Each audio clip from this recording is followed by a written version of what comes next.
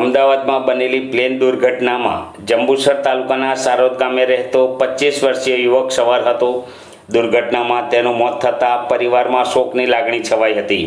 લંડનમાં 2 વર્ષના work visa પર સૌ પ્રથમવાર લંડન જતો હતો સાહિલ સલીમ પટેલ ઉર્ફે ગડ્ડુ, જેઓ સારોદ ગામના વતની અને પિતા સલીમ ગડ્ડુ ભરૂચ જિલ્લા ભારતીય જનતા પાર્ટી લઘુમતી સેલના ઉપપ્રમુખ હોવાનું સામે આવ્યું છે। સાહિલ એર ઇન્ડિયાની ફ્લાઇટમાં સીટ નંબર 38H પર સવાર હતો। સૌ પ્રથમવાર લંડન નોકરી માટે જતો હતો। આ સમગ્ર ઘટનાને લઈ તેઓના પરિવારજનોમાં શોક છવાયો છે। તેઓના બહેન તથા તેઓના પરિવારજનોએ એર ઇન્ડિયાની ઘોર બેદરકારીના આક્ષેપો કર્યા છે। એર ઇન્ડિયા દિલ્હીથી આવ્યું તે સમયે એસી અને ટેકનિકલ ખામી હોવાનું દિલ્હીના પેસેન્જર દ્વારા તેઓને જાણવા મળે તો એર ઇન્ડિયા દ્વારા આ ફ્લાઇટનું બરાબર ચેકિંગ કર્યું હોત તો મારો પુત્ર હાલ જીવતો હોત તેવું જણાવ્યું હતું।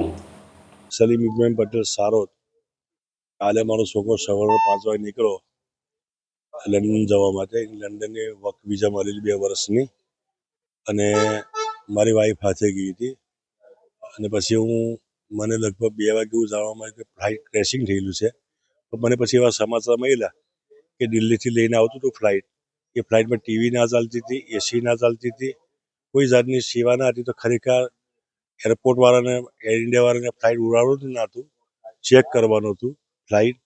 અને આજે બીજા વખત એવું ના થાય, કોઈની માં ના જાય, કોઈના બાપ ના જાય, કોઈની બેન ના જાય, કોઈ જાતના હોય તો બીજા વખત સરકાર, કોઈ સરકાર હોય આખા ઇન્ડિયાની, એ કોઈ ફ્લાઇટ આવે ને ચેકઅપ કરી ઉડાડે, બાકી હવે ઘરે હર્ષા થશે। અને આજે મારો છોકરો ગુમાવ્યો છે, એ મને બહુ દુઃખ થાય છે। એના માટે હરેક મુસ્લિમ સમાજ, હિન્દુ સમાજ મારા છોકરા માટે દુઆ કરે, એ જ મારી અપેક્ષા છે। સરકાર એટલા સ્ટ્રિક્ટ રૂલ નથી બનાવતી કે એક સિટી પરથી આવે તો તમે ટોટલી ચેક કરો, એનો ચેક કર્યા પછી જ બીજું ફ્લાઇટને બોર્ડ કરવાનું રાખો। હું સાહિલનો ભાઈ છું। જે દુર્ઘટના બની છે અમદાવાદ એરપોર્ટ પર એન્ડ ઇન્ડિયામાં, એ મારો ભાઈ હતો, મારો નાનો ભાઈ હતો। એટલો ખુશીથી ગયો હતો કે ભાઈ હું લંડન જોત, મારા દુઆ કરજે, હું ત્યાં આગળ કમાવીશ ને ત્યાં હું શાદી કરીશ, એટલી ઉમ્મીદથી ગયો હતો।